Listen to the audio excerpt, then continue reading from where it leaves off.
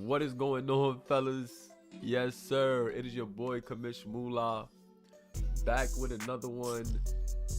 Podcast episode number 8, Moolah vs. Live. Game reviews, week 8 predictions, league leaders, and gear changes live, man. If you want your gear changes, you have to be in the Discord VC. I will be looking in the order. So if you join in there now before when I'm reviewing stuff, cool. But just know, like, to keep that order, man. If you was there first, y'all grown. I shouldn't have to, look through that.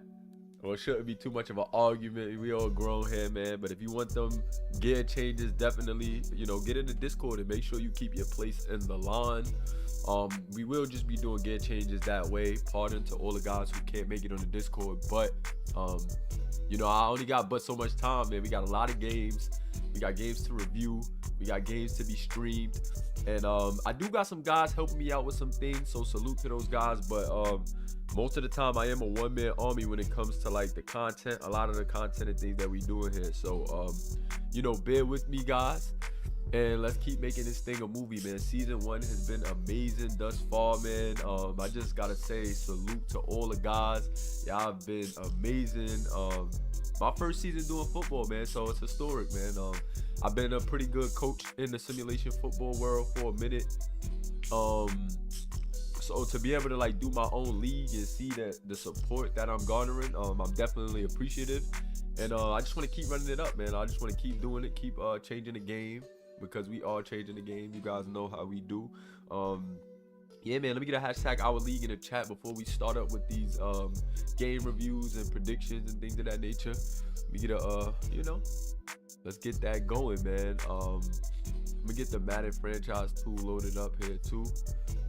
Shout out to the Madden modding community, man. This franchise tool definitely helps us get through things very, very efficiently, and we definitely appreciate it, man, because this thing is super duper clutch at all times for us. And let me get that window capture going anyway. Get that going. Madden franchise viewer. So we can get that thing up. Yeah. Here we go. I could get this thumbnail off the screen. And this is the week 8 schedule. I'm actually gonna move myself over a bit, just so I'm not in the way of the schedule, so we can get into these games. And let me know how y'all feeling. I know the bottom is like glitching a little bit. I didn't take the time to really perfect the threshold, but hopefully it's not too distracting. If it is, just let me know and we'll get that fixed, man. But how y'all feeling, man? How y'all feeling? How y'all feeling? We got a lot going on. Shout out to my guy AJ Mullis, Cam Clark, Devontae Moore, Duke Davis, aka Miles McCain, Jeffrey Jones, Brandon, Cam, aka I'm talking about Cam Johnson, Chris Beach. Shout out to all the guys. My guy Samaj in the building. And yeah, man, podcast ready to go. We're gonna cover stats. We're gonna cover we had everything in the title, so we're gonna go with the game reviews, and then we're gonna get into the we're gonna look at the conferences and divisions, see how things are shaping up, and then we also gonna go and get into league leaders. I got something cooking up special, man. I gotta get into it. My guy Josuke Kujo, I chopped it up with my guy Duke Davis, aka Miles, about some things earlier. So we cooking, man. We cooking. Also, just something that I want to get to before we get into the reviewing of things, while we got everybody attention earlier. What do you think you guys would like more long term? Let's just be as transparent as possible here. Do you think that you guys would like pro teams with custom uniforms, like actual NFL teams with like drip mods and stuff like that? Or would you guys like fully custom teams, Or maybe would you like to start off with the NFL teams with like custom uniforms and stuff, and then fall into like our own custom teams later down the line? Like, talk to me. I really want to pick y'all brain on which y'all would rather have, because I feel like there hasn't been any sim leagues with NFL teams at a high level, and then especially not with the mods that we have. So I've been like, I've talked to some of the staff members about it. And I feel like it was like a 50-50 thing. Like some people are like, yo, I think we should go NFL teams with like crazy jerseys, like with like custom NFL jerseys. Or and then like some guys have been like, custom is kind of cool too. So I really want to know custom NFL unis.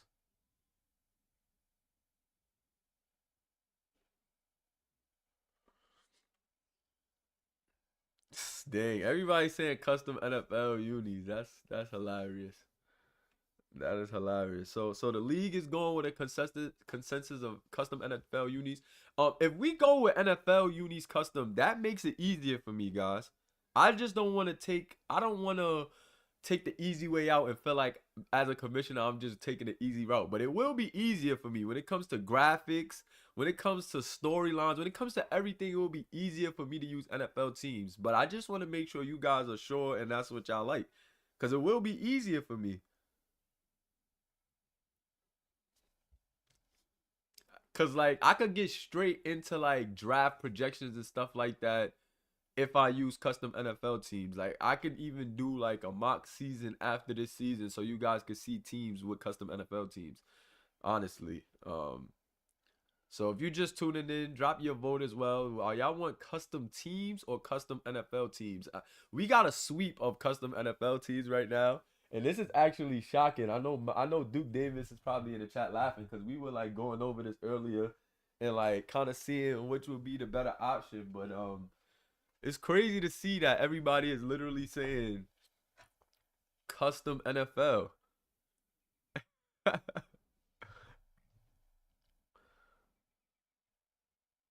Guys are saying custom NFL. All right, man. So I appreciate y'all. I mean, I appreciate y'all because, like I said, it will be easier for me. So, um, I'm a ponder on that. I'm a ponder on that because I honestly could start doing some NFL stuff. I could start doing some draft stuff now, and not for you guys. You guys still have one more year. Y'all all freshmen, so y'all still will have one more year, before y'all can declare for the draft. But now I can create classes for the AI guys. Now I can look at some teams and say, okay, I want to make this AI guy junior. I want to make this AI guy sophomore. You know what I mean? Like I can start doing that. So things are definitely getting interesting now. I think things are definitely getting interesting. Everybody's going custom NFL. Yo, this is crazy. Okay. Okay, guys, fuck it. First season, it may be down the line if y'all want custom teams, we'll do custom teams. But for now, um, we for now we gonna go with the NFL for now. So we gonna go with the custom NFL teams for now. I got y'all, man. The league set custom NFL. So we gonna go custom NFL, man. Wow, wow. And that will be 32 teams, like right then and there. So it'll kind of be similar to the college structure anyway. It'll be right back into that. So, okay, expansion later on when we grow. Cool, cool, cool. I like that idea. I like that. Shout out to my guy Aiden. Shout out to all the guys in the chat. I see my guy Penny in the building. My guy CC is what I know about. Shout out to my guy Gary Jack as well, aka the real tank Jackson. The real tank, man, in the building. Shout out to my guy Obama as well, man. Yeah, man. So, cause they do got some dope custom jerseys, with the mod and stuff. So I'll definitely, look into that. I could also have some guys that was helping me out with the mod create a mod that has all the custom jerseys in it already. So that way, things are a lot easier. But we could also go over some teams now. So we kind of got that out the way. We could go over some games that happened last week. Let's get into week 7. I'm not gonna go too crazy. Like y'all know, I try to keep it brief. I don't try to go too crazy into each game and prolong it. Um, and oh no, no, no. See, we're in the Moolah verse, not America. So the Cowboys is not the Moolah verse's favorite team. The Giants is the go-to team here in the Moolah verse. Let me stop. I ain't being biased. I'm weak though, but we definitely not doing no Cowboys. That is not the Moolah versus favorite team. No way, Jose. But to start off last week, we got Miami versus Texas A&M. That game was a shootout. That game was crazy too. You guys gotta tune in and watch that game if you haven't already, man. Last week, Miami and Texas A&M went at it. Really ended some crazy fashion. Like I'm talking about kick returns were being returned. It was a game-winning kick return in that game. Even if you just go watch that fourth quarter, I advise you to tune in because it was a game-winning kick return. I know BJ. I'm laughing in my head, and this is a Discord exclusive because I know some of the gestures that I'm doing right now. BJ is waiting to clip and be like, drop an emoji, man. We got the moolah emojis in the chat, and that's just on my mind. It's hilarious. Shout out to my guy Jashawn Anthony, everything all at once. Yeah, we got a couple of guys at Ohio State. We have locker rooms. You can't see it. If you're in there but you didn't make a player yet, if you're in our Discord but didn't make a player yet, we have locker rooms that will open up once you commit to a team. So say if you put Ohio State, then you will be in their locker room and you'll see all the players and get to chat with them. Or you could just look on the side of the chat and you can see all of the players. They should be in team order if they're online. So they got a few players definitely. Or just like at OSU in the chat and just say like, who's on OSU if you trying to landscape, you know, that team. But this game with Texas A&M and Miami was hilarious though. It was, I said hilarious. I'm still thinking about this dude BJ with the emojis. No emojis is hilarious. That's what's actually funny. But this game was crazy. Came down to a game-winning kick return. We've almost seen it all, man. Oh yeah, you could get those. You could get those in there too early, BJ. But those were crazy. Those games were insane. So definitely go check that game out. Nothing too much to say. It was really a lot of AIs on that team. Even the users that were there aren't really too active, like Drew McNeil and Casey Robinson. They not too active. So we'll see what's up with those guys in the future, or if they will just become generics. Yeah, those guys aren't too active, but it is what it is. It's still a good game. Still go watch them, man. They got a pretty decent team, so not too bad. And then you had Texas versus Iowa. And look at what Texas did to Iowa. Texas just dismantled Iowa, and Texas is starting to find their groove, man. Texas is really starting to hit their stride. Jason Duncan, I was talking about him, and then like literally the kid went off for 5 touchdowns this week. I mean, I could have. If I'm not mistaken, he might got Player of the Week. We'll check that, but I think he earned himself Player of the Week. 5 touchdowns in that game, and he really just turned up, man. I was saying that the game was gonna be up to him, and he really just went crazy and really showed out. So big shout out to that kid right there, man. That kid was going crazy. I think I seen him in the chat too. If I'm not mistaken, I saw JD3 in the chat. So salute to my guy JD3, man. Turned it around. Texas is now 4-3. So they're fighting in that division right now. And if you go, I'm gonna check the standings over, and you'll see that Texas is really doing good as far as their division. They're in a good spot to really make something happen still. So shout out to Texas. That defense is crazy. Kamari Hill, the cornerback, had 2 interceptions in that game, and Waverly had an interception as well. So that secondary is locked down. I still got Bama with the best secondary with Ty K. Wells and Kennard Roden, but Texas is right there with Kamari Hill and Waverly Harris, man. Them two guys are nothing to play with as well. And then moving on, we got Colorado and LSU. Both of these teams are on the up and up with I believe Colorado and both LSU was on a 4-game win streak. And LSU, man, showing that they are not playing any games. Shout out to my guy Kennard Roden, cornerback. I just was talking about him at Bama. But shout out to LSU. They're on a 5-game win streak right now. They took out a team that was hot in Colorado. And right now they're just playing really inspiring football. Sergio Matthews, the cornerback, is sensational. He made some really good plays in this game. Didn't get an interception, but a lot of clutch pass breakups in a timely manner. Just really good cover guy. You don't want to test him too much. And shout out to my guy Tyler Ross, aka Zion Williamson, quarterback for Michigan, tuning in. And then far as LSU, man, Prince Gonzalez getting better with each game. Max Kaiser, the safety, was even coming down making plays in a run game. Patrick Vince looking good. Gianni Zico, the wide receiver, looking good. Yeah, man, it's just a lot going on here in the Moolahverse as far as this LSU team being one of the hottest up and coming teams. I don't think anybody really saw it coming, But these guys are starting to work their way on the up and up, and you just gotta pay attention. These guys are new to the football scene too, so they're kind of adjusting on the fly. But the adjustments that they've made has been, key. And this should show you that sometimes you have to let what your team is running open up. They stuck to their guns, didn't make too many changes. They were like, you know what, we don't really know the game too much, so we're gonna believe in the game plan, and we're gonna believe in the players that we have here, and let's see how things open up. And these guys went on a 5-game win streak without doing like outrageous changes and just changing their system and changing their playbook. Like a lot of teams give up on their playbooks and their schemes too early. So shout out to LSU, man, and what they've been able to do during this season. They've really been able to play some really good, inspiring football. And no doubt for my guy Jason Duncan, man. I gotta give respect where respect is due. Jason Duncan had some question marks, but he really lit it up last game, and now as Texas is on the up and up, he's a quarterback that you have to watch out for because of course regular season is a thing. These guys are freshmen. So you want to see what each of these freshmen are doing, in a regular season setting. But as we get further on and these games mean more and more, that's going to tell you a lot about how these freshmen step up and play the game. Shout out to my guy, Farrell Range. Yeah, and if you have a guy, coming in looking okay, but getting better throughout the season and now starting to turn up when the games really matter, it's no way that a pro scout is going to look at that and overlook it, And then when you get into the playoffs too, like there's going to be some big games.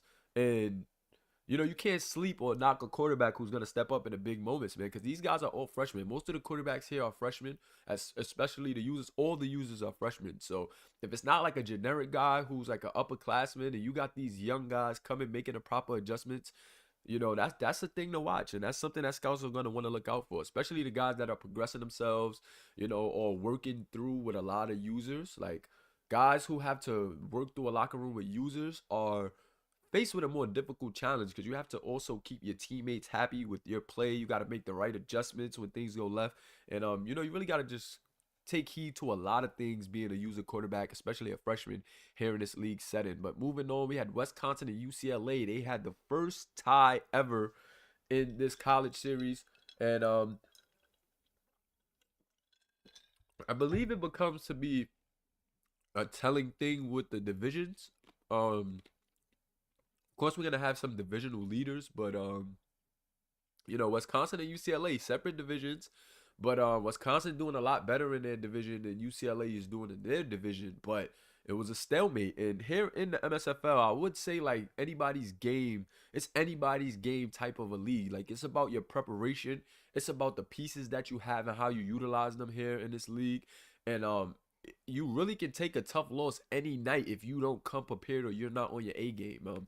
So we've seen teams be super hot and then for whatever reason it's just not their day, and another team exploits that. So you really got to come with your game each week to like make sure you get over the hump, because no team is really slouches. Even like some of the worst teams can shock you on any given night. So Wisconsin taking a tie there.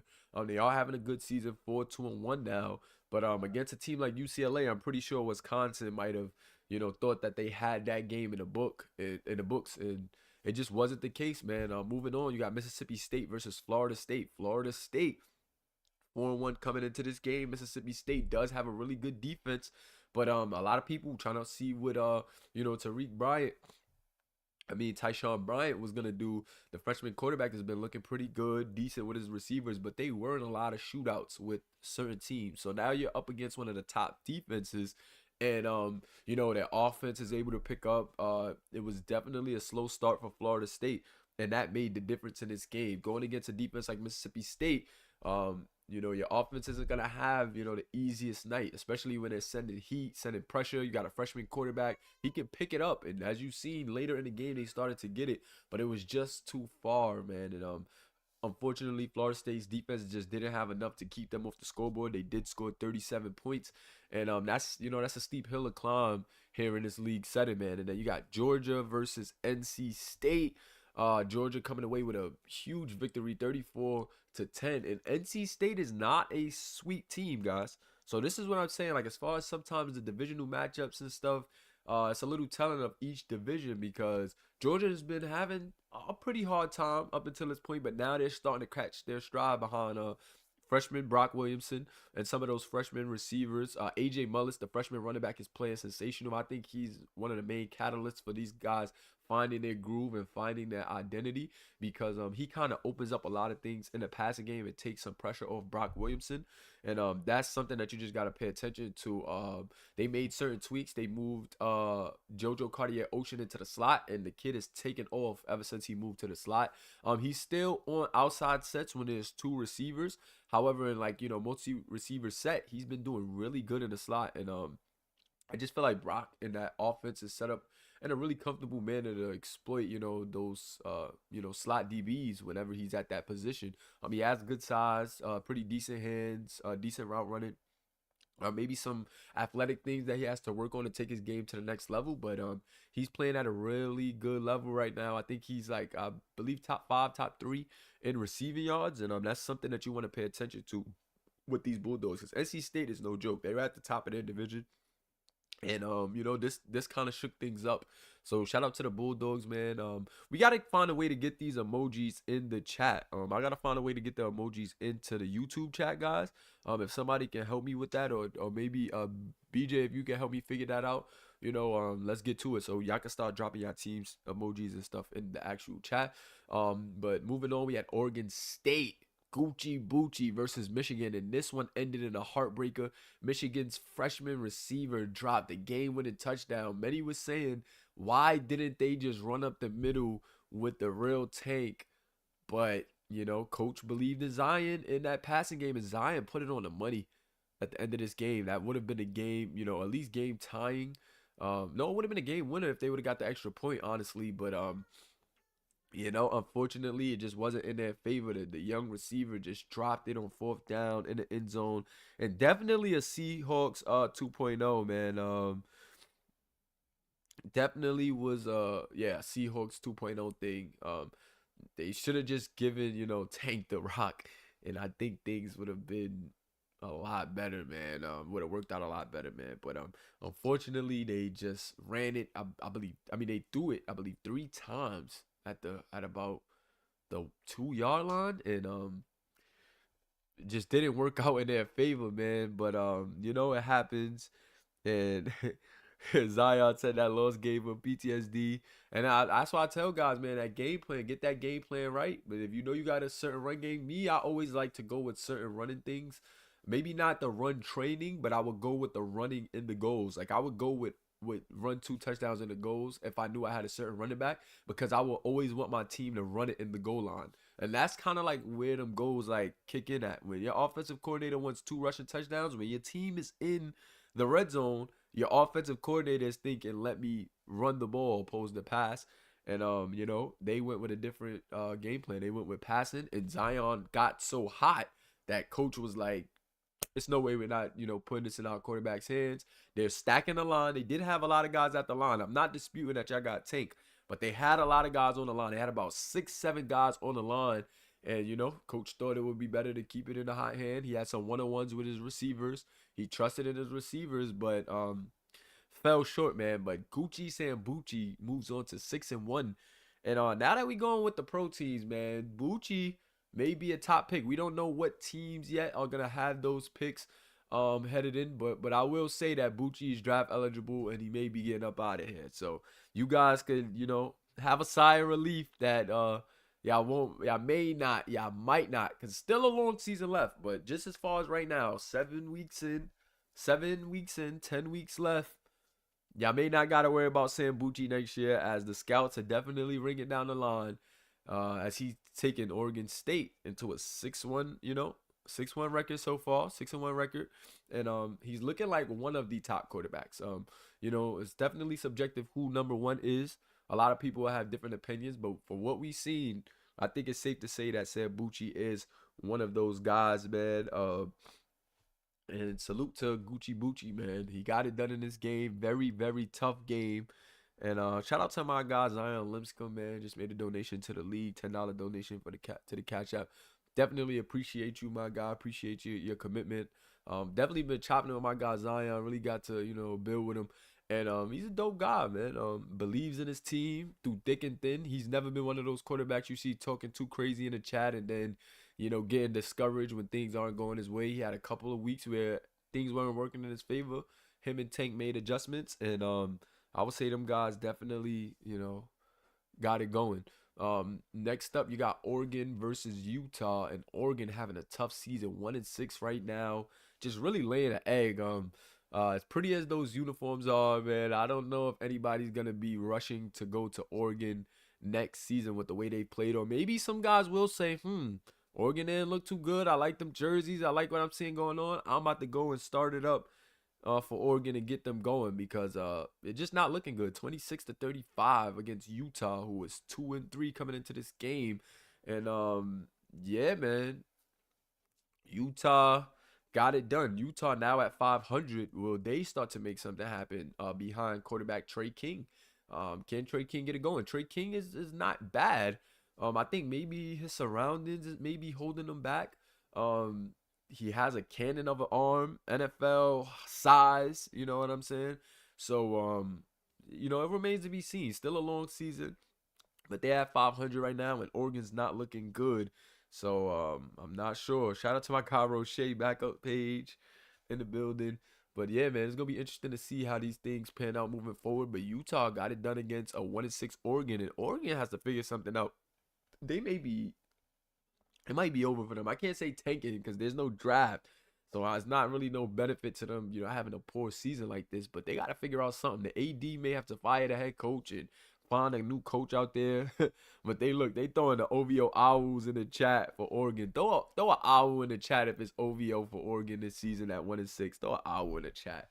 Let me see who's still rocking with us. But moving on to the next game, you had Oklahoma Sooners versus Alabama. Oklahoma being taken over by a new quarterback in Duncan Woods. He was just created over Dorian Brackett because that's how we do with the late guys, with the guys that join the league late. So he is essentially Dorian Brackett. And Duncan Woods not bad. Decent game in this. Decent game.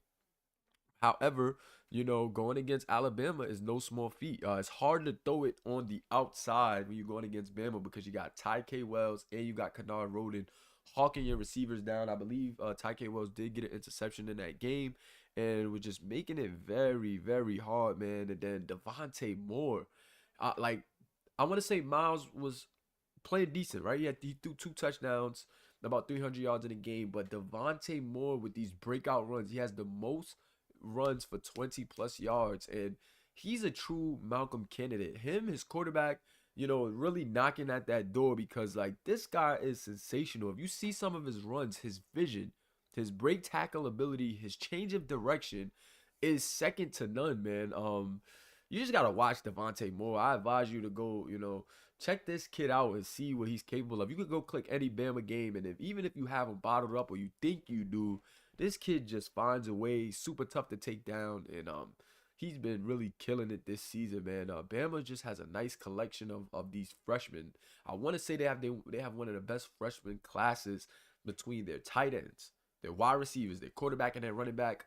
This is like the Kentucky of the MSFL right now, and Kentucky basketball, obviously, of the MSFL college series right now. The way that their freshman class is just coming in a dominant effort and getting it done at a high level. So Bama bounces back really good, 6-1 now.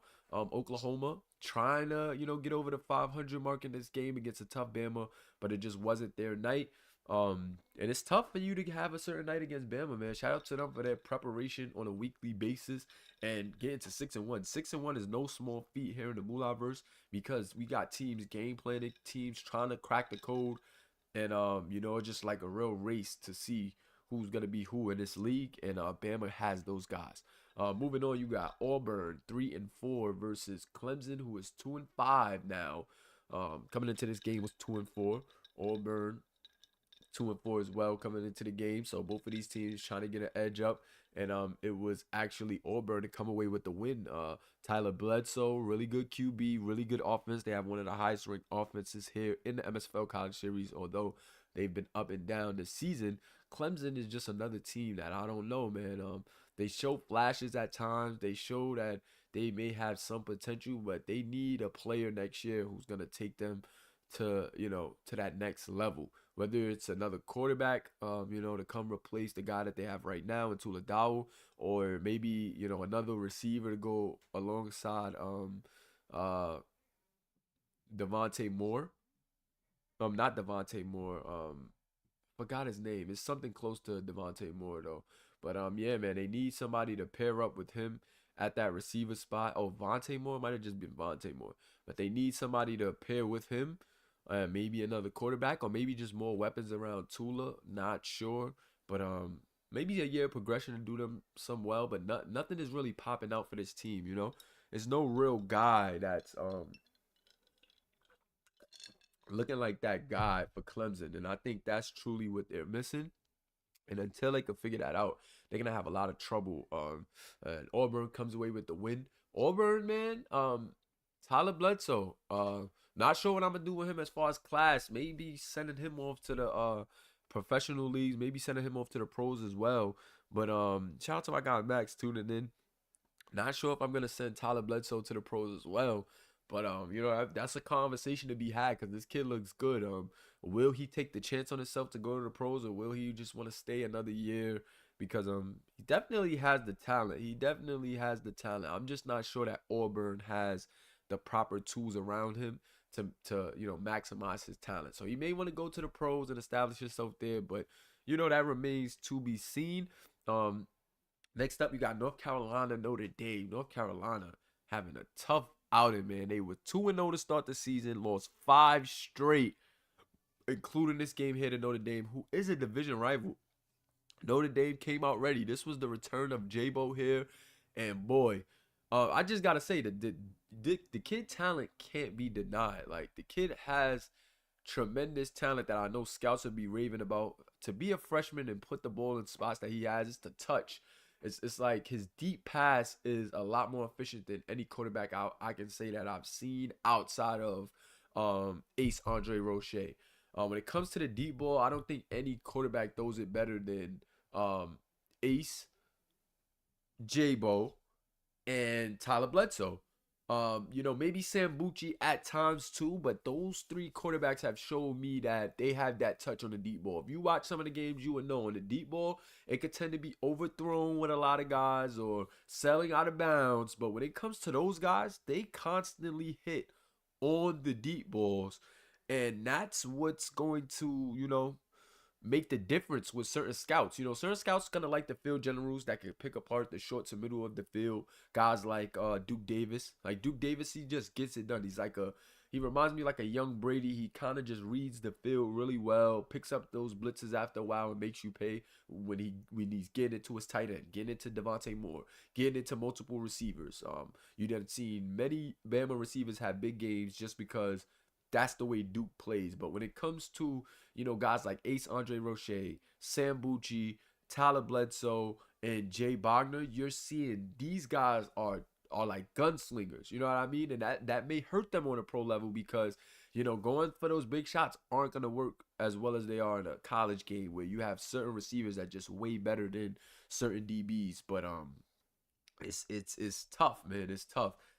Some of them guys can really sling the rock, especially on that deep half of the field. And the quarterback class, I think this is going to be a really, really good quarterback class, depending on how some of these guys develop. Of course, they have another sophomore year coming, so being able to watch them as freshmen and then sophomores, seeing the adjustments that each of them make is going to be fun to watch. But yeah, man, I just got to say Jay Bogner's touch, man, from the deep passes is really what separates him from the average pack quarterbacks. Even though his team isn't having like significant success, they're 4-3. That's decent because they're still, I think, top of their division with that 4-3 record.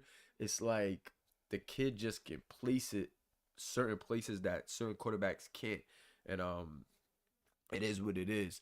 But that was a really good game for Notre Dame. Another tough loss for North Carolina, and UNC has to figure something out. They had some pretty good, highly touted young receivers coming in. Jay King, good quarterback. However, some issues with that system that those things aren't meshing. I don't know if it's a receiver thing. Maybe Jay King needs more experienced receivers with him, or or maybe it just may not be a fit. It's just something that's off with this team because they have a pretty good defense as well on paper. Some of the freshmen that they have, Bud Simmons, Andrew Alexander, Trey Harper, Tavio Simpson. They have some decent freshmen, but just not panning out right now. So somehow we have to figure this out, and I don't know, man. We'll see how things pan out. Um, and so Jay Anthony says, "I'm making my player now. What's the best position? What's the best position in your opinion? Would you recommend I choose?" I would let some guys help Jay out as far as best position. I would say, unless you have extensive Madden knowledge, I wouldn't make a quarterback because most of the top quarterbacks in the league, like we're far in the season, so making a quarterback would kind of put you behind. You know what I mean? I would say teams may need receivers, so I would say you could maybe look for a team that needs a receiver, and start to develop maybe a second or third receiver. Um, uh, Corners are not bad neither. You can maybe be a corner for a budding team and start to progress your player as a corner for that team. And you can always move the player. Like say if your team isn't doing too good right now, if you join a team, you can always transfer next year and try to go to a team where you feel like maybe you'll win and has more users. So I would say don't make a decision based on the team right now, or the record. See, look, there's some guys in the chat that may want you. So, get with those guys, check out their teams, and make your decision there. But I would say go off of one, something that you like, and two, read the league. Like hit up some guys, see what'll work best. Because even if it don't work for you at the end of this season, you get to fill out that team for this year, and then you get to go on the team next year, and you will be created over a generic, like the top generic at whatever position you pick. So if you pick corner, you'll be made over the top corner for whatever team. If you pick linebacker, you'll be made over the top linebacker for that team. And yeah, that's pretty much how we do it. And then you could progress the player from there using your SC through activity or the various ways that we have of earning SC. So I'm gonna do a code word today, guys, and I'm gonna drop it at some point. Not gonna drop it right now, so we can keep that engagement. But if you stay tuned, at one of our sessions, I'll drop a code word, and if you comment that code word when I say it, I'm gonna say this is the code word, and if you comment, then you'll get an extra 500 SC just for joining the podcast. So if I was you guys, I would stay tuned. Next game, you had Michigan State and Washington.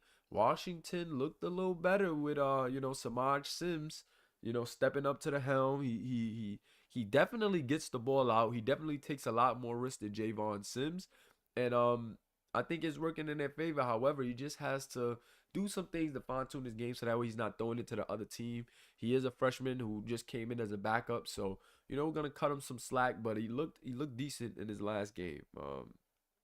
Definitely looked decent in his last game. As far as what team, I would say just survey the league, Jay. And see the guys who are active. If you want that user experience, if you want like teammates, I would say hit up some guys in the league or write in the chat. If you write in the Discord, guys are gonna come after you. I'm telling you now. Be like, join my team, join my team. So write in the Discord, see what that team needs, and I would say like try to become that perfect fit and try to mold your player to the best of your liking, so that way he's developing and contributing to that team. But Washington, Michigan State, decent game. Samaj, showing potential. I can also say that this guy's putting in the work behind the scenes. Samaj is getting his SC up. He's getting upgrades. He's developing his player. He bought SC a couple times, and he's been at every event. He's been at every live since he joined. He's been at every podcast since he joined. And this is a guy who's serious about taking his game to the next level as a quarterback. So I think that only thing that remains for Samaj is just to find a system that works for him, the right receivers, the right, coaching staff that'll adjust to him properly. And I think the sky's the limit for Samaj, because he has that work ethic. He has that I'm gonna figure it out however I need to figure it out. And I think him offensively with King on the defense, they're a good pairing to have on any team. If they stay at Washington, I believe they can get it together next season or possibly this season and make a run. Or if they go to another team, I think you're getting, a nice 1-2 combination between King Carter and Samaj Sims of Washington. Those are kind of like the most active guys at Washington. And those guys have been putting in the work. Really, really been putting in the work. Pardon me, guys. Nose a little congested. I got allergies. I was around a cat yesterday, so Everything is just flushing out at this point. Last game we had Penn State versus TCU. The 1-5 TCU tried to put up a fight, but these guys, I would say, these guys are trying to bounce back. These guys have been getting into them, been a little more active, and trying to figure it out now for their team. They're all freshmen. They're used to playing Madden, so now that we're doing AI versus AI leagues, this is their like one of their first AI versus AI leagues that they've joined. So these guys are like, just now getting it together. These guys are figuring it out on the fly, and I think they're getting more comfortable. 1-5, sky's the limit. You're freshmen. You play for TCU, so already was going to be a pretty uphill battle trying to turn this organization around. And we get to see in the coming years, are they going to be that team? You know what I mean? Can they turn this team around with their freshmen, or will they, scatter around? Yeah, will they scatter around and yeah, will they scatter around and maybe change the landscape of the league? Because they got some pieces. They got Emiliano Pereira, that tight end is really good. They got John Wilson, a good quarterback who has all the intangibles. He can throw, he can run. They have some good receivers. Tyler Wilson as well. And then they have another receiver. That's a generic now. But yeah, they got some pieces, man. They got the the tackle, Rashad Humphreys. They have a good running back in Frankenstein. So TCU can progress together and wind up being good, or they can, maybe break up and move around the league, and that'd be crazy. Excuse me, that'd be crazy to see because it's a lot of pieces over there that I think if they transfer to other schools, that they would be, really, really good. Like so, that's just gonna be interesting if you ask me. But moving on now, we can see some divisions. I'll show you guys the divisions before we go into the stat league leaders. So right now, and which would be called the AFC East. Let me take myself off so I won't be blocking anything. Yeah, let me just take myself off so I'm not blocking anything. So yeah, I could just move myself to the top. Let me see. I'll just move myself to the top, man. I'll do this. Yeah. Just so you guys can still see your boy. Man, you know how I go. Gotta keep myself in the fold. But basically, if you look below me, you'll see AFC East. Texas, number one in their division right now. So although, it's been an uphill battle, these guys been figuring it out. We are running a college series in a pro like setting. So Texas at 4-3 right now is at the top of their division, and as long as they stay at the top, they're gonna get that automatic bid into the playoffs, and that is huge for them. They're on the up and up right now, 2 wins in a row, and the two teams under them on the 2 loss slope. Man, you got Sooners of Oklahoma and then the Cowboys of Oklahoma and Oklahoma State, both going downhill right now. Look, they both skid 2 games out of their last 2 games and not looking good. And then they got TCU, which is the final team in their conference, well, their division. So, Texas looking good right now. Texas is looking like that they're, Texas is looking like they're on their way to winning the division. They still have to worry about these 2 teams because both of these teams is pretty good. The Book of Eli is on Oklahoma State now, so you gotta watch out for the book, man. That kid is tough. And then you got the new quarterback Duncan over there at Oklahoma. So you still got to watch out, but Texas is definitely looking like they're taking charge of that division right now. Shout out to Texas. Next in the AFC North, you have Alabama Crimson Tide 6-1. And they're on a 1 game win streak after bouncing back after that loss to give them their first loss of the season last week. And then the Gators, who actually beat Bama to give them their first loss, is right behind them on a 4 game win streak. 4 game, and I think they should actually be number one in the division because they're undefeated. But I think Bama has it right now because they had a bye week. So as you can see, though, they're right there, man. They are right there, and it's because Bama is number one in the conference right now with 4 wins, 1 loss. So that's gonna be a big battle. I think both of these teams make the playoffs regardless. Just gonna be interesting to see who's gonna be the wild card and who's gonna be the division winner. So Bama still in a tough fight to be the king of their division with the Gators who have beaten them. They still have to play each other one more time, and that's gonna be very interesting to see. Shout out to Jay Anthony. This dude just committed to Michigan Live. Michigan got themselves another one, guys, late in the season. If this kid can, up his if this kid can up his player, whoever he takes over, That's going to be big time for Michigan. If he's earning his SC and he's active, that's going to be huge for Michigan. So Bulldogs, another team on the up and up in this division, and they could possibly still get in. 2-game win streak for them. Can they make it tough on either the Gators or Bama, depending on who starts to skid at some point of the season? That remains to be seen. Auburn still right there at 3-4 as well. Shout out to Jay Anthony. Definitely just finished his player commitment. Shout out to you for your commitment fee. Just sent that in. Um, so as long as you get everything in, you'll be ready for the first game. As long as you get your profile in and your profile and your gear, you'll be good. And remember, guys, if you want your gear changes, once I'm done covering all of this, you have to join the Discord. I will do them, but you have to join the Discord VC. You gotta join the Discord VC, and you guys figure out the order in line. If you was there first, you'll be first. But when I come in there, I'll just ask, who's first, and I'll go through and change you guys' gear. Unfortunately, I have to do it this way because I just don't have time in between streaming games and with my work week and my family to do that one you guys' time. So I apologize. But LSU Tigers leading their division, 5-game win streak. So look, these guys started from the bottom. Now they're here. They were 0-2, bottom, no wins, and just won 5 in a row, and now they're at the top. So that's possible. That's possible for any team, man. So you guys just gotta figure it out, man. 4-2. Ole Miss behind them. I believe Ole Miss had a bye week last week, and these guys are gonna look to try to, up it, go to a 3-game win streak. Ole Miss, another team you can't play with. The Andre Roche family is very tough. Behind their dad, who was the head coach, you do not want to sleep on the Andre Roche family. LSU, look, these guys in the chat saying LSU only got the lead because we had a bye. So we'll see this week if they could turn it around and get a win, get a tough win. Let's see.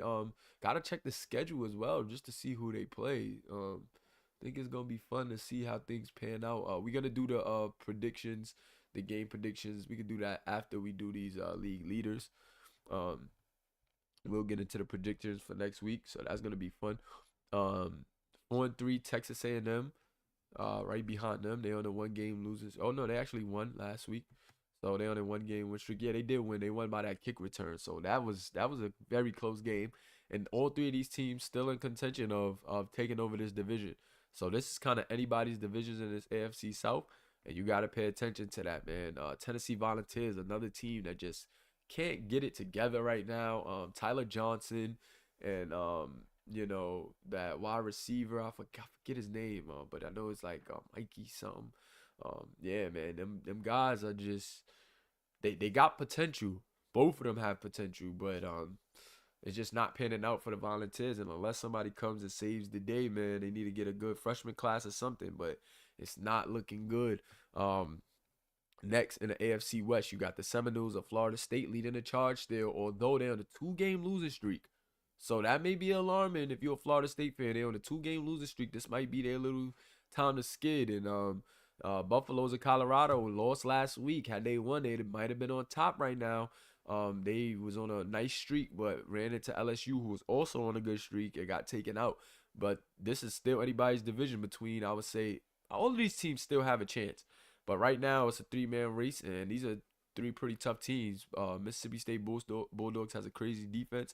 And then the Buffaloes of Colorado got Michael Smith and Ronnie Football, man. These guys are 2 fierce competitors, and you just got to watch out for them. So we'll see how that pans out. But right now, it's looking like a fight between Ronnie and Tyshawn Bryant. Tyshawn Bryant really winning right now. I don't think anybody is putting Ronnie on the same class as him. But if Ronnie's able to win a division, that can change how things are looking even between those 2 quarterbacks, because they do have to see each other twice.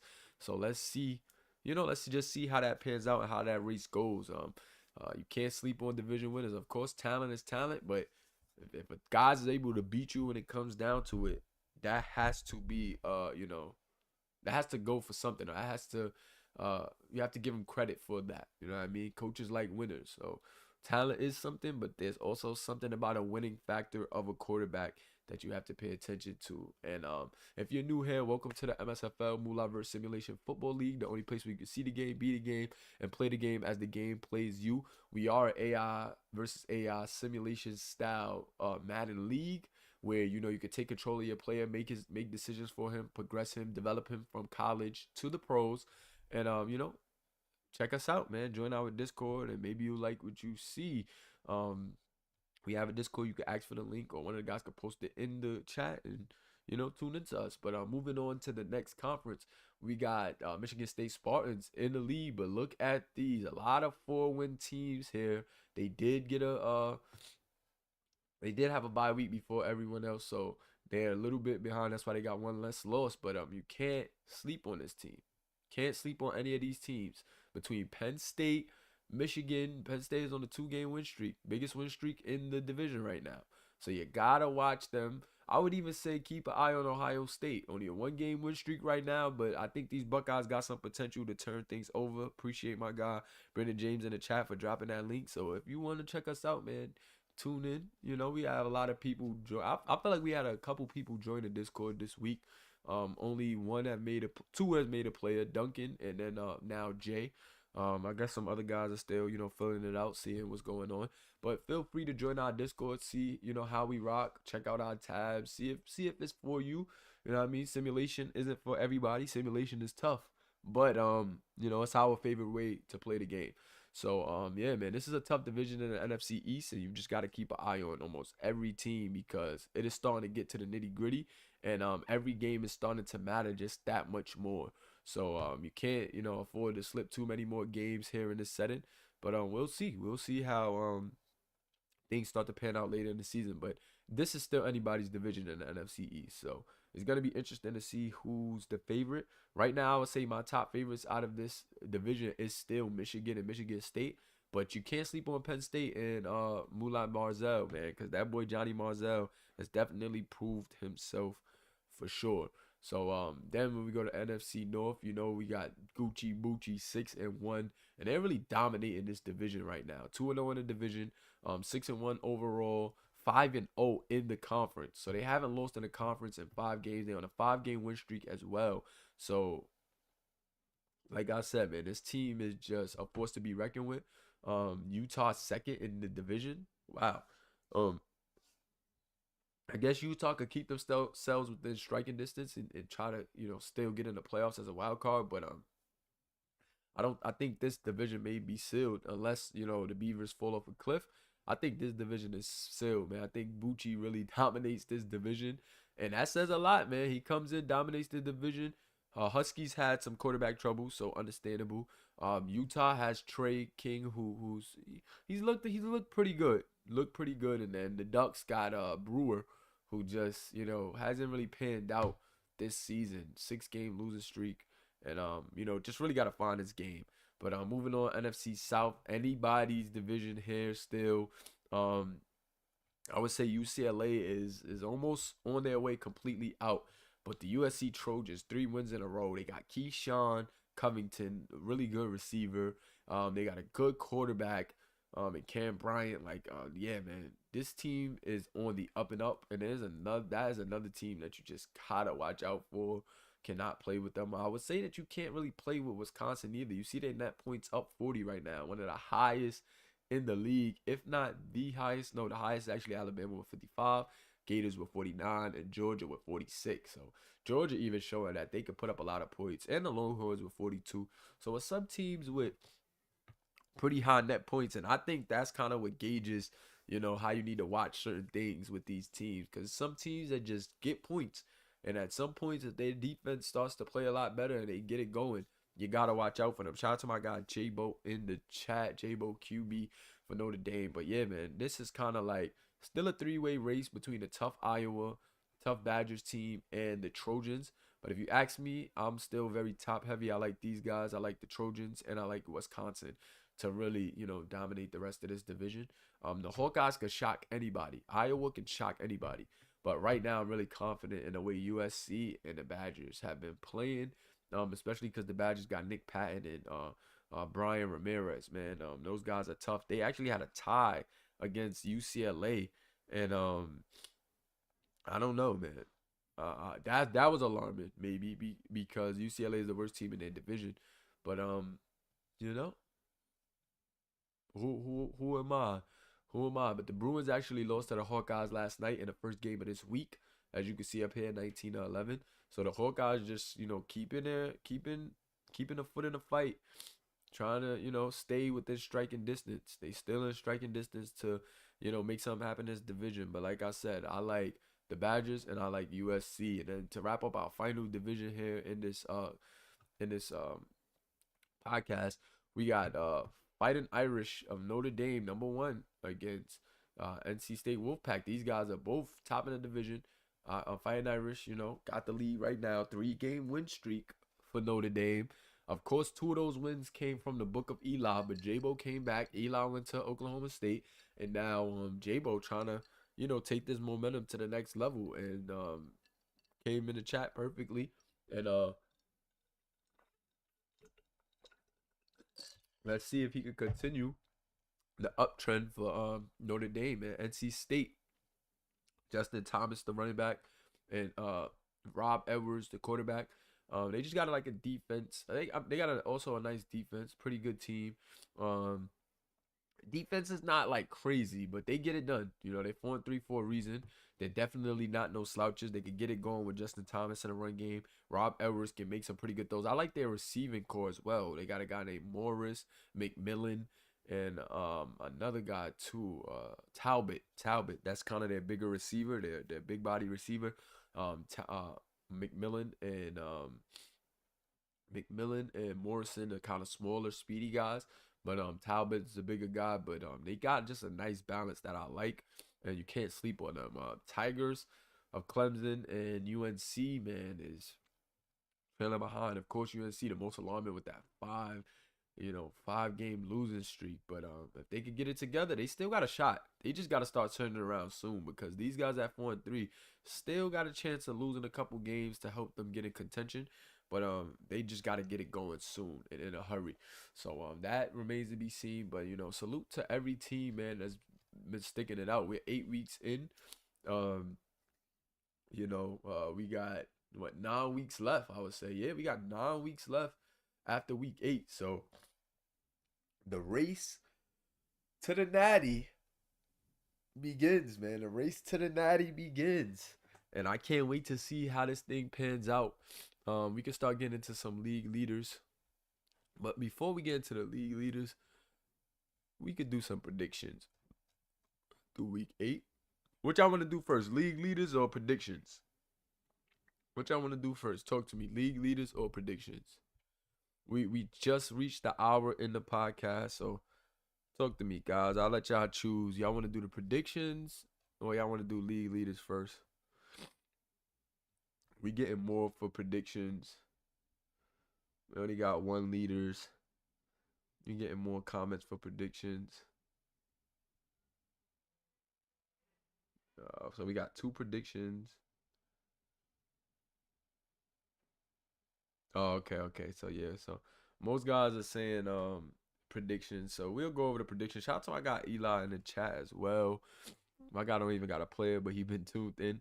All right, so everybody's saying predictions. So we'll go with the predictions first. So we got Tennessee versus Mississippi State. And this is the convenient part about this right here, man. I could show you guys this right here. And it shows y'all a little outlook on the team. So y'all just comment who y'all got. Y'all just comment who y'all have in this game. And yeah, we'll do it like that. Y'all comment the teams y'all got, and I'll let y'all know who I got. In this game, I don't see Tennessee beating Mississippi State with that defense. They only putting up 20 points a game, and then they're going against one of the best defenses in the league right now.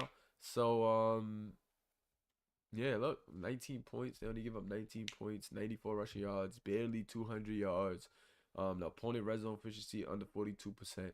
So I'm going with Mississippi State Bulldogs in this game, and it looks like y'all are too.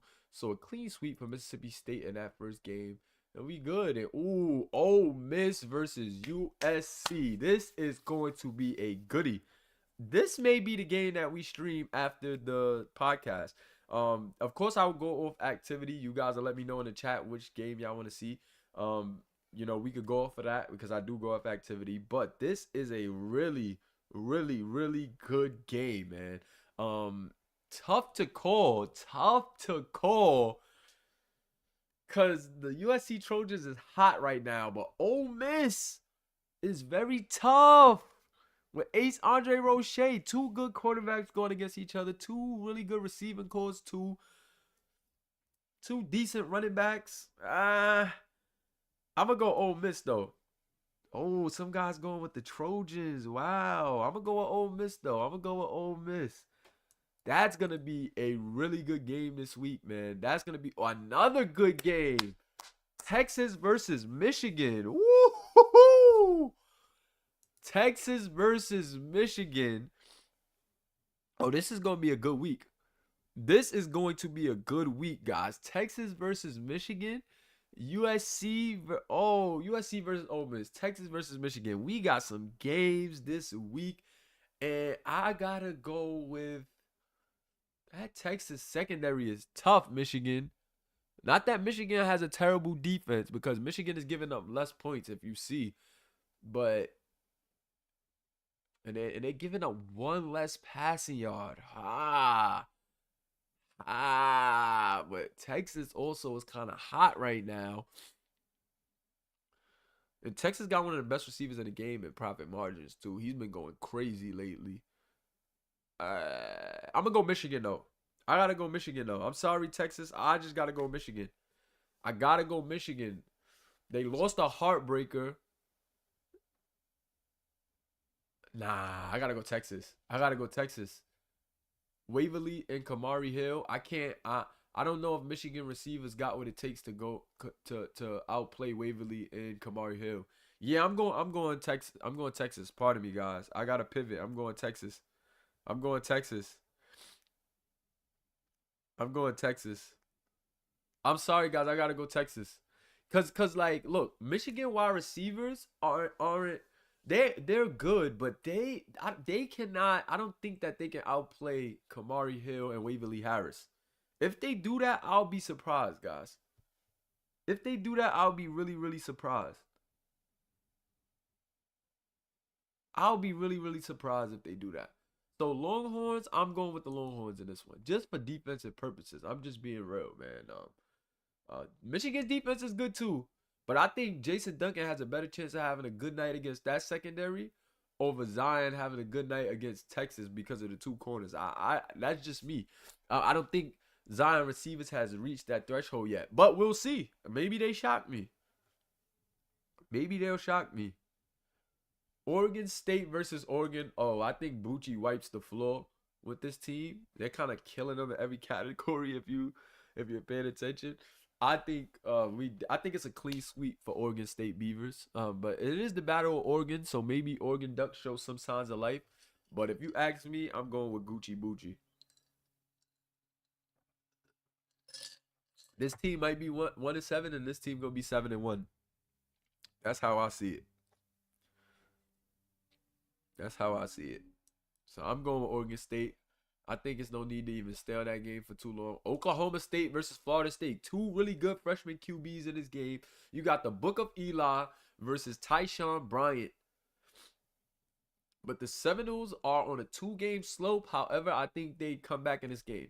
I don't see the Cowboys beating, Florida State in this game.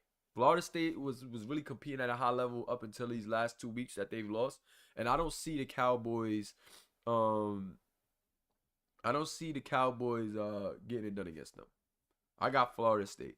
A lot of people saying FSU as well. Yeah, I think we're going with Florida State in this one, if I'm being honest. Colorado versus Washington. This is actually going to be a good game as well. This is a pretty slept-on game as well. So we got the Huskies, 15. 21 for Colorado. Okay.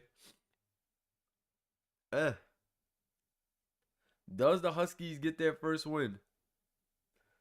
Guys are saying Ronnie Football in the chat.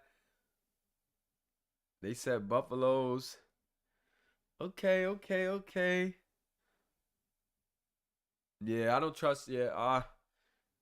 Yeah, facts. I don't trust Washington's offense just yet. I gotta go with the Buffaloes too, guys. I'm just being real. I like Samaj. He's been making his changes, but I don't know. I still gotta see something to make me start changing my mind as far as predictions going. I gotta see something, um, and I haven't seen anything yet, so I can't go with that. Bama versus Miami. I believe this is a clean sweep for everybody. You can't sleep on Miami, but there's no way I'm choosing Miami over Bama. Like, it's no way I'm choosing Miami over Bama, man. I don't even think this is gonna be a commentary game because this is just lopsided. It's like Oregon State and this Bama game are both lopsided, so those won't be commentary games. Those are both gonna just be like premier games because they're playing. I hate to say playing bums because any team can shock any team at any moment, but I don't want to call this game like it's gonna. I'm just feeling like it's gonna be a blowout. You know what I'm saying?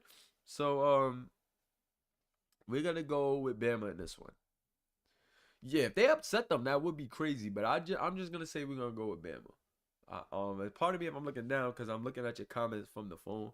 But yeah, I think we just gonna go with Bama in this one. Um, this game already was played. Iowa, that was the game from last night. Penn State versus Utah. I'm gonna go with Penn State. I don't really have to see too much of this. I know I'm going with Penn State in this game. Utah still hasn't proved that much to me. It's gonna be a good game, I think. I don't think it's gonna be a bad game. I think Trey King and both Marzell is gonna have decent nights, but I gotta go with Marzell. I just gotta go with Johnny Marzell in the building, man. Yeah. So yeah, I see some guys saying Penn State. I'm going with Penn State guys in that one. Florida versus NC State. This is gonna be a better game than many may think. And this may be a game that Florida could get snuck. Like if it's a game that Florida could get snuck for that second loss, I think it's definitely NC State Wolfpack. But I'm gonna go ahead and even say that the Gators get the win here. For whatever reason, they're just a well-oiled machine.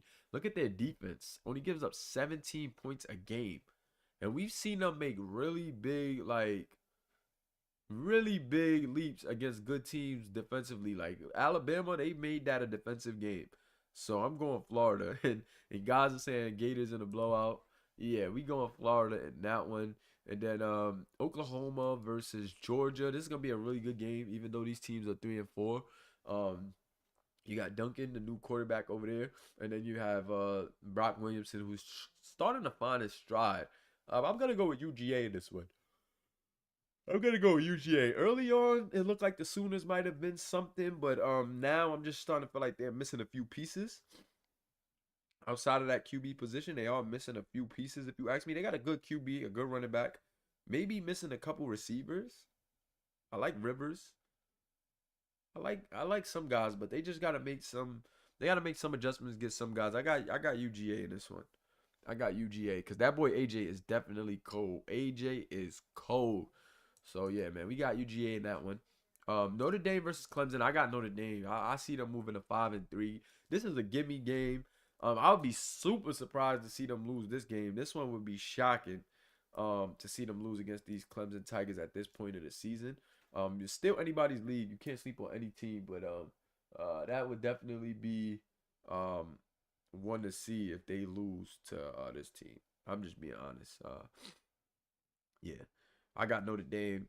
You guys in the chat got Notre Dame, and yeah, man. Texas A&M versus Wisconsin. I got Wisconsin. I think Wisconsin is gonna want to prove themselves after tying with UCLA in their last week. I don't think that they would be happy about that, especially seeing UCLA lose this week too. So I got the Badgers bouncing back. I got Nick Patton. I don't A&M got some pretty good they got some guys and they make some big plays at times. That kick returner, I like that receiver that they got. That he's also the kick returner. He ran a game-winning kick return back. I like his style, man. I like that kid. He reminds me of maybe Wes Welker or the guy from the Rams. I forgot the guy from the Rams' name. It's like at the tip of my tongue. That receiver, the white guy, the white kid. I forgot him. I don't know how I'm forgetting his name, but you know the guy, Matt Stafford's favorite guy. Anyway, I got Wisconsin in this one though. Definitely got Wisconsin in this one. Not Tavon Austin. Is the white guy. Forgot the little Cooper. Yeah, Cooper Cup. Cooper Cup. There you go. Texas A&M has a receiver that's just like Cooper Cup, bro. If y'all watch him, he's good. Shout out to my guy BJ. He said closing shop. BRB. We about to get into the league leaders soon too. Hit that like button if you haven't already, guys. Though too, make sure y'all hit that like button. You know how we doing, man, here in the MSFL. And then we got TCU versus LSU. And I got LSU continuing their streak, man. TCU is tough. Matchup not looking too bad, but with Sergio on that defense, Prince Gonzalez and them starting to catch their stride, I definitely have to go with the LSU Tigers in this one.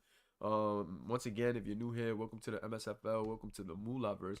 This is Simulation Football League where you can see the game, be the game, and play the game as the game plays you. We are AI versus AI League. If you check our chat, you will see a lot of these players who represent the players here in our league.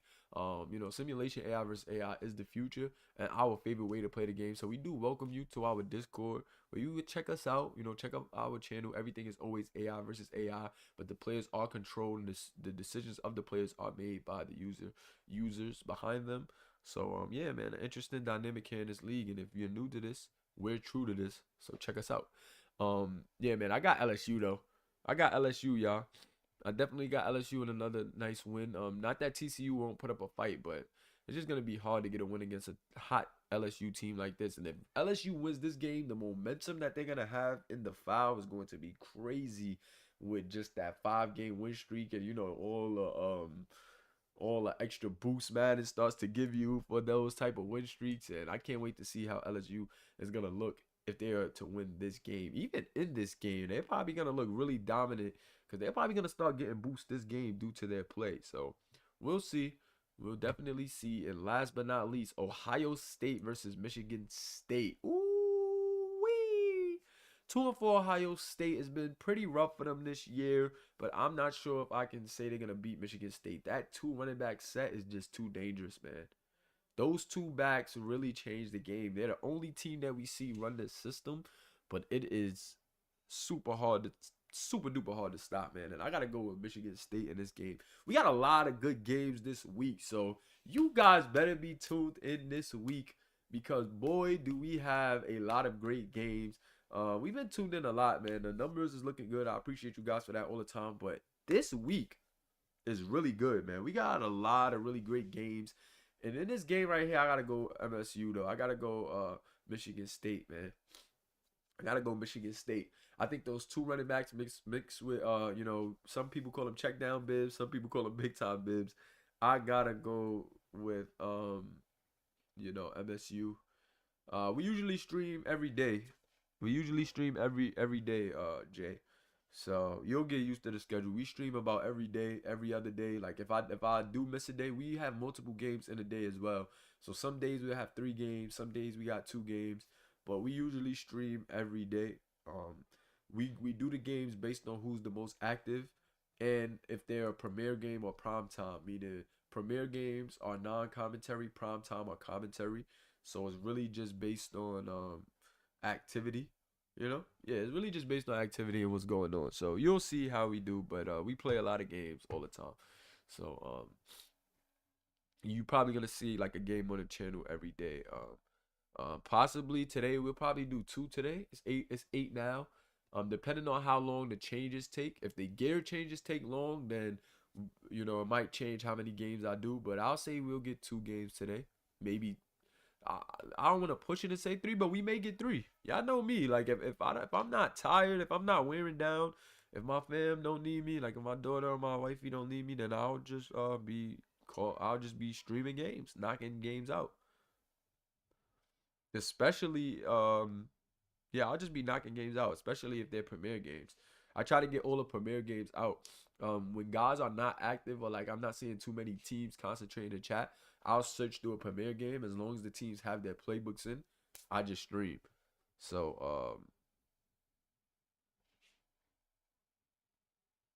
yeah, it's 8. I'm from New York, bro. So I'm in yeah, it's 8 o'clock. I'm on Eastern time. I'm from Brooklyn, so you feel me? I'm Brooklyn, so I'm on Eastern time. So that's why. So yeah, your time zone's a little different. So it's probably way earlier. We getting a lot of Texas guys. We got a lot of international guys here in the Moolahverse. So like I'm not. That's why, like I said, like if it gets to 11 or something, I'm not too mad about running games. I even ran a game at 12, and we got decent viewership. But most of the time I try to keep the games between an 8 to 11 span, you know? Like I'll run a game as long as is between that time period or like earlier. So maybe like if it's a weekend, I'll do them early. Like if it's a weekend, I'll do early afternoon. But because it's during the week, I know guys got work and I know people have school. I'm not trying to run a like 1 in the afternoon, 2 in the afternoon game if guys have school. But on the weekends, Saturday and Sunday, I definitely run early afternoon if I don't have anything to do. So yeah, we go into the league leaders now, uh, and here we go. So Duke Davis actually is second in yards because they took away a 30-yard pass from him, and he is tied for first in touchdowns because they also didn't give him one of his touchdowns. So, oh, he said I'm at work watching the stream. Okay, okay, cool. So yeah, we definitely gonna have some content for you to watch, my guy, cause we stream almost every day, bro. Yeah, we get a lot of streams out too. We in week 8, and bro, the guys will tell you, bro. I've been just kicking out games. My mom's birthday was last week, and we still wound up getting the games out in the same time that we do usually because we had 2 teams with bye weeks, or 4 teams with bye weeks. 2 or 4, one of them. But yeah. So yeah, guys, will tell you, man. I get these games out the way. But leading in yards, man, we got Kenny Knox. He also has 15 touchdowns and 1 interception. He is the UCLA quarterback. His ratio is crazy. Um, young guy, still got some time to grow. His team success hasn't been all that. This is his stats. But he got some things to fix. However, the system that he has in play is pretty good because it hasn't hurt him too much. They haven't been able to get wins, but he's not playing bad. So Kenny Knox, 15 touchdowns, 1 interception, and this is what he's been doing thus far. Um, and this is our last segment, man. So let's get that code word in. I just seen the numbers drop, so guys are gonna hate me for this, but let me get a hashtag win in the chat. That'll be the code word win. Let me get the code word win in the chat. So one of my staff members too, Miles, since you in here and you do the payouts, can you please get the guys who are writing hashtag win or just win? They don't have to be hashtag. Can you please screenshot that and make sure they get their points? Everybody who puts win gets 500. Miles has been killing it with the bank, and I'm giving y'all money. So if he can't handle that, but I would say, if somebody else can help him and screenshot it, get that screenshot for Miles so I can keep this thing flowing. But let me get those hashtag wins in the chat, and I'm gonna keep that going until 8:07. So I'll give guys 2 minutes for that. I'm gonna get back to the podcast, but when I look back at 8:07, we'll cut it off. So get your win comments in, and yeah, man, enjoy your 500 SC, your extra 500 SC. Yeah. So yeah, man, we good. Um, so second is Duncan Woods. 19th. Well, it will be Duke Davis because he'll have more. But right now, we'll say Duncan Woods, Duke Davis. As far as yardage, so Duke in second, Duncan in third, Tyler Bledsoe in fourth, Trent Edwards in fifth, Ace in sixth. So Ace just now outside the top 5, and he did have a bye week, so that's why he's out the top 5 right now. Um, yeah, man. No, your player will be created this week, Jay. I'll like create your player as soon as we get out of here. Guys got a minute left to get hashtag win in the chat and get that extra 500 SC. Um, so yeah, you'll play this next game. I'll definitely get you in there for this next game. Um, yeah, so Ace right outside. You got Jason Duncan at 7th right now. Brock at 8th. Drew at 9th, and Tyshawn at 10th. So a nice top 10 as far as yardage goes right here for these QBs. We're gonna go to touchdowns. Like I said, Duke Davis is actually tied for second. So first we have Ace Andre Roche still with 16. Him and Jason Duncan is tied. So shout out to Jason Duncan and Ace Andre Roche. And look, man, Roche and Duncan almost identical in stats. More attempts though for Duncan and one more completion. So that shows you about the decision making of Roche. He's 64%, and that's the separation between those guys. But it should show you, yeah, Miles definitely got it closed out. Appreciate you, my guy. But yeah, that shows you the separation with these quarterbacks, man. Jason Duncan and Ace right there, neck and neck. So a couple of games can really change the season. You see, like look how much a couple of games can change the season. Jason Duncan just threw 5 touchdowns in one game, and that put him right next to one of the quarterbacks that one would argue is the best in the college series. So Jason Duncan trying to work his way right back up there, and you gotta love it, man. Tyshawn Bryant right behind him in touchdowns with 15, 4 interceptions, really good freshman. Johnny Manziel 15, 3 interceptions. So Manziel, not looking bad as far as his reads and the decisions he make with the ball. 66.4 completion percentage at number 4. Kenny Knox, 15-1. I showed you him earlier. He's number 5 in touchdowns. Can't knock what he's doing. No pun intended. His name is Knox. But looking good, man. You just missed it, Juan. You just missed it.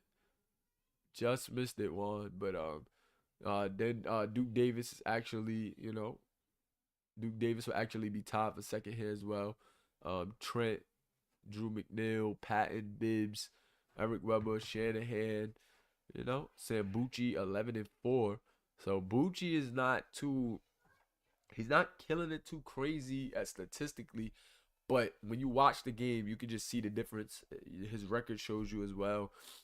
Just some of the throws that he's able to make is with some of the best of them, and not sure the verdict on his receiving game. He doesn't have any user receivers.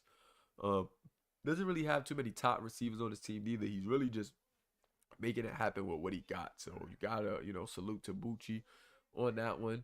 And then now moving on, let me see most interceptions. Trent Edwards, Duncan Woods, Ronnie Shanahan, Tula Dow, Jacob Brewer, Chase Bryson, John Wilson. So Enrique Potter. You got, you see some guys Juan and Samaj just missing out on that extra SC for the check-ins, man. I know that hurts. But when we get to rushing yards, you got Devontae Moore number 1, Michael Smith number 2, Trey McLean number 3, Key Harris number 4, AJ Mullis number 5, Casey Robinson number 6, Brian Ramirez number 7, Johnny Hubbard number 8, Tank Jackson number 9. So the real Tank, top 10 in rushing yards, man. And then Drip Britton number 10, Drip Britton of Ole Miss number 10, and he had a bye week. So that's tough. That's tough. Key Harris number 4. Key doesn't have a touchdown yet, but he's top 10. Top 10. The other Tank at 17 right there. Not too bad. Let's go in. We'll go to touchdowns next. Touchdowns. AJ Mullis number 1, Devontae Moore number 2, Ben Harvin tied for 2 as well. Then a couple of guys here tied at 4: Justin Thomas, Benji Truman, Ace Lewis, Tank Jackson, John Brunson, Michael Smith at number 3, tied with a couple of guys including QB John Wilson and Cameron Bryant, quarterback of USC. So some quarterbacks, at number 3 in the rushing touchdown department. Wouldn't that be crazy to see a quarterback lead the league in rushing touchdowns? It's not far-fetched. Cameron Bryant is at number 3, and he only needs 3 more rushing touchdowns to be, number 1. Then we can go to most 20-yard rushes. Devontae Moore has that in a headlock, followed by Trey McLean, Key Harris, AJ Mullis, KC Robinson, Juan Rose, Drip Brand, Johnny Hubbard, Brock Williamson, the QB, making his waves there. Yancey Rivers with the most fumbles at 5, 4 for Brewer, 4 for Davis, 4 for Roll, 4 for Patrick Vince, also 4 for KC Robinson, 3 for Atkins. So some guys got to get a little more tidy with the ball. But that's the running back. That's the running back league leaders right there, man. Shout out to Devontae Moore. This kid right here is the truth. Him and AJ Mullis really leading the charge as far as those running backs right now, if you ask me. about like who I feel like is like top of the top, cream of the crop. It's a lot of good running backs, serviceable backs for sure. But I would say the storied running backs right now, like the guys who are making the hugest impact and like, you can't deny them, is Devontae Moore and AJ Mullis, man. Of course, you still got some other guys that are really good. The MSU running backs will both be really good if they were by themselves. Um, Tank Jackson is playing good as well. It's not eye popping the way Devontae Moore and AJ Mullis is, but he's definitely doing some things. Definitely looking decent. Drip Britton, another guy looking pretty good. Um, Key Harris looking good. Hasn't scored a touchdown yet. Key Harris has some big runs too. He's capable of big plays, but just hasn't scored any touchdowns yet. So yeah. So you gotta like what you're seeing. I think I could kind of let you know who's the guys in the Discord as well. Miles, I could kind of let you know who the guys is. I'm gonna try to take a screenshot myself so I can help you know who's so I can let you know who those guys were before you said close. Yeah, I got it. Before you said close, I could try to help you out too. Um, no, that's not Tank Wilson. That's Tank Jackson. Tank Wilson is not here, so that's actually Tank Jackson. So I can help you out with that as well if you need some help after, or BJ can help you if you're doing it right now. But if you have time to wait, I could definitely help you with that. So that way, you can get used to the names. You said Tank Jackson's not showing up in the bank. Gary, what's your name in the Discord? You gotta see what your name is. You gotta tell him your Discord name. Oh, it's Gary Jackson. That's probably why. As far as wide receivers, Connor Hicks is number one. This is actually a Clemson receiver, so he's trying to make waves. And look at this guy overall. So he's getting it done. But Clemson has the most yards. Clemson's not a winning team, but this guy's getting his numbers in. He's getting his numbers in. 71 overall playmaker, and he's number one. Terrence Shields, number two. Profit Margins, number three. JoJo Cartier Ocean, number four as far as yardage. Brandon James, number five, 526. Landry Black, number six. And I believe that's Bama. No, that's UCLA's Black. Okay, cool. Michael McConaughey. That's definitely Notre Dame at number seven. Jackson Collins, Bama at number eight. He was actually number one for a while. Kind of slipped off. But at number eight right now, Jalen Johnson of Penn State, number nine. And Cinco Andre Roche at number 10. Cinco Andre Roche, 462. Him and his brother looking really good. He has 5 touchdowns as well. We're going to get to those touchdowns. But look at those top receivers, man. We got some new faces as far as receivers. I know Terrence Shields was going to be good for UCLA. I knew he was going to be good. He's been playing, like, early on, he showed a lot of flashes. So, but the receivers looking pretty good. Let me see touchdowns now for these receivers. Junior Locke, 6 touchdowns. That is the Badgers wide receiver. Okay. Cedric Hill, that's Ole Miss. Tyrese McGrady, Texas tight end, 6 receiving touchdowns. He came in and just been a touchdown machine for real. Yes, William Beach is Chris in the server. Yes. Yeah, shout out to Farrell Range Profit Margins too. He's been doing this thing. Another Texas guy, but Tyrese McGrady came in and became a touchdown machine. Parker Warner, yeah, this is the A&M guy that reminds me of Cooper Kupp right here. And he's actually top for number one in touchdowns. I told you, you got to watch this kid right here. Y'all got to watch this kid right here. This kid is tough. Fast guy, nice agility, nice acceleration. Jackson Collins, second in touchdowns. Brenton Sweet, Brenton Sweet is Oklahoma. Okay, yeah, Oklahoma. Facts. Really good tight end right there. He be getting through those seams in Oklahoma, and him and Duncan Woods was definitely making some things happen. Jay Rello, hello Rello, top for second in touchdowns as well. Really that red zone threat for Notre Dame. Landry Black of UCLA, 5 touchdowns. So we see Black making his way up in the receiving game for sure. Yardage and touchdowns. David Barnes, tight end of UCLA. Okay. Barnes making a name for himself. Cinco Andre Roche, top of that second, too. And then third, we got a couple of guys. Rome Swan, Kasim Ramsey, Demarcus Armstrong, Warren Joyner, Cartier Ocean there, too, with 4 touchdowns. So he's third in touchdowns as well as being top 4 in receptions. So Cartier Ocean, get his name up there as a freshman. So he's tied for fourth in touchdowns and also tied, top for 3 in touchdowns and then fourth in receiving yards. So that's what I like to see, my God. These guys making their way. Who has the longest reception? Brandon James with that 93-yarder. Jackson Collins behind him with an 87. Okay. Guys are making some plays out there, man. And that's what I like to see. Tackles, let's go to defense. Show my defensive guys some love. Total tackles. Bud Simmons, linebacker of UNC. The freshman, number 2. Sidney Jackson, number 1. Paul Jones, Weaver. Cole Davis at 8. Just trying to find some users. Michael Walenka at number 11. Juan at 13 with 71. Okay. Who else we got in here? Quentin Santos, 66. Okay. Let's see some TFLs. Paul Jones, Aiden Phillips, number 2 in TFLs. Aiden Phillips of Texas, number 2, 17 tackles for loss. Woo! 17 tackles for loss in 8 weeks. That's a baller right there. He got 8.5 sacks too.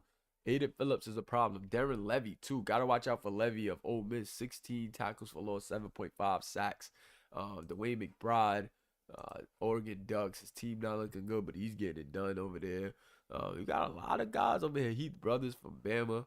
Another guy you gotta watch out for. 12 tackles for loss. Jared Bingham. That is Penn State. Yep. See? Starting to get it going. Ronnie Brackens. I forgot who Brackens on Oregon State. Yeah, Brackens of Oregon State. Kari Capri. 12 tackles for loss. That's KK from Washington. Yes, sir. Yeah, man. Gotta keep an eye on these guys, man. These guys no joke. They get in the backfield. Sacks, you got Randy Ward, Alexander Ford, Aiden Phillips, Khalil Allen, Brian Rose, Darren Levy. These are our top pass rushers. We got some pass rushers there. Terrence Perkins. We got some pass rushers in this league, man. Pro Series, gotta watch out. Pro Series, gotta watch out, man.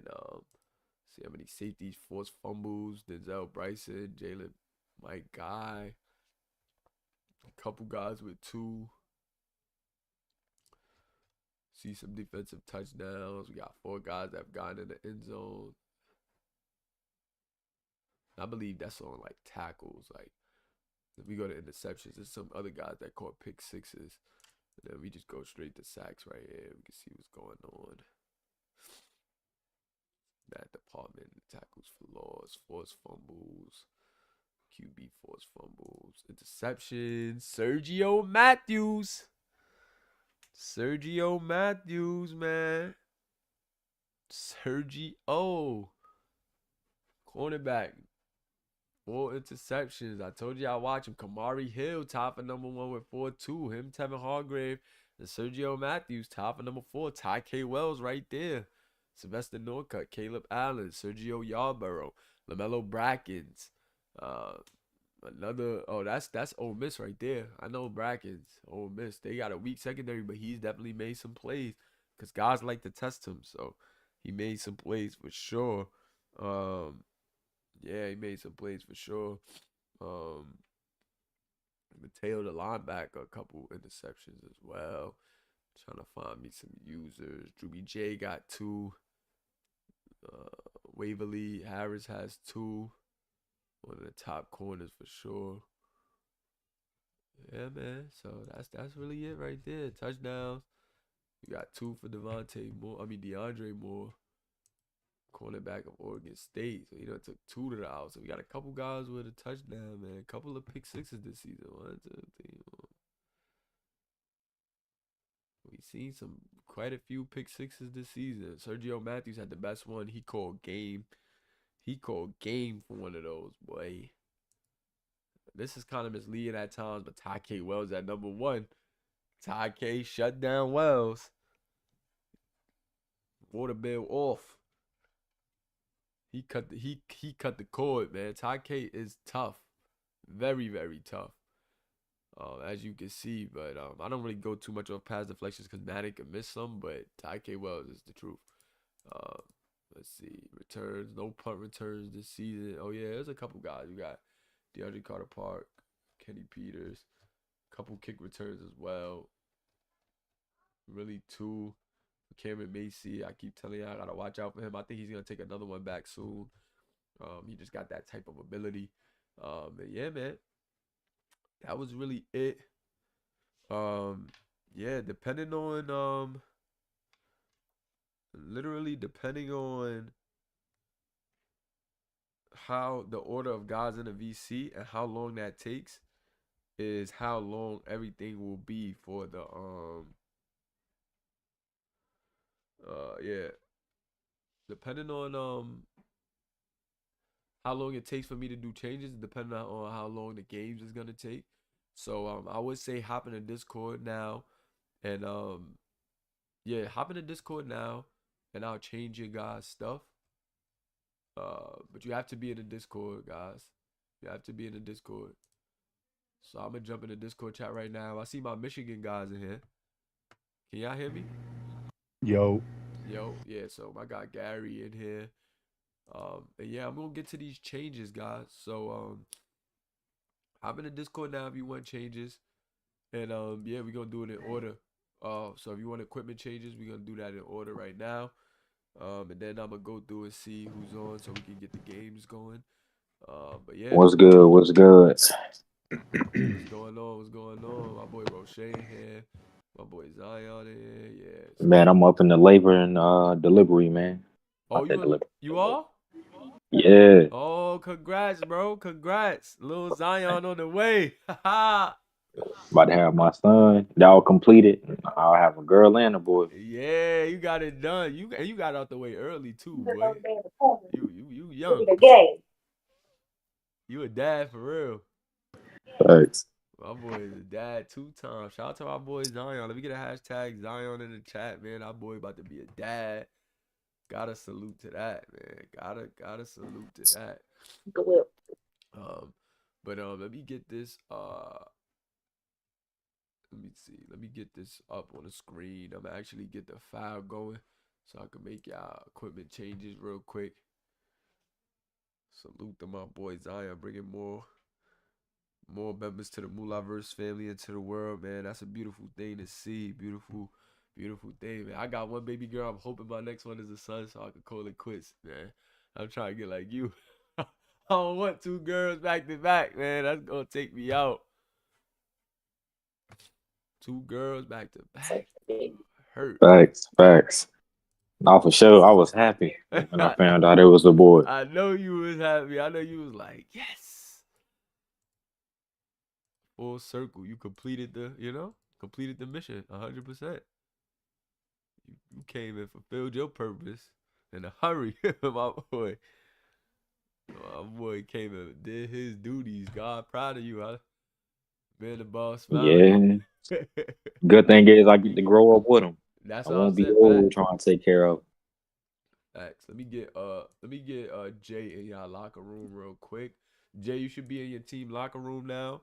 And I'm doing some changes right now. So I got 3 guys in this chat. I got Gary, Zion, and Roche. Yes, So sir. so Yes, that's the sir. changes that we gonna make first, guys. And if y'all guys jump in, y'all have to be after them. And like I said, depending on how long these changes take, is how long until we get to the next game. So um yeah. That's how we doing it. Oh, whoa, whoa, whoa, whoa, whoa.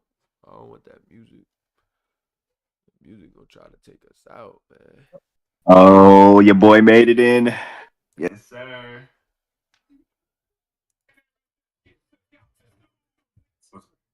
Yo. Yo. I had to turn that music off. Let me know if y'all still hear me. I just had to turn the music off real quick. You straight? Alright. Yeah, I'm closing, brother. I just had to turn that music off just in case. Didn't want to get no copyright, guys. My fault. If I went mute for a minute, but certain guys made it through. And yeah, man. Like I said, hop in the Discord, y'all. I should probably end the podcast. I was gonna do it live, do the changes live on the cast too, but I don't think there's no need to keep this video going for any longer. You guys could just hop in the Discord if you want to get your changes. I'm gonna fix up the dudes that's in here first, and then we're gonna yeah, do that. So yeah, I don't think it's no need for me to change y'all get live, right? Like I don't think it's no need. If y'all want to watch it live, let me know. Y'all want to watch it live on the YouTube, I'll do it. But Just make a separate. if anything, I could just do it in the Discord. I could just stream it in the Discord. Can we please stream it in the Discord, Yeah, please? I'm streaming it in the Discord for sure because it's gonna be quicker. But I'm just trying to see. Uh, yeah, it's gonna be games today, just depending on how long it take me to do this. So yeah, man, I'm gonna end up the podcast because we already been going for some time. So appreciate y'all for tuning in, man. It's your boy Commissioner Mulap. Y'all want y'all changes, join the Discord ASAP. Unfortunately, this is the only way I could do it because it's just hard to get to everybody at one time. So I try to go live certain days, you know, within the podcast, or sometimes it's not even a podcast day that I just like go live in the Discord and you guys can you know, actually do y'all changes live just to make it easier. But appreciate y'all for, you know, tuning in. It's your boy Commissioner Mullah, and I am out. Peace.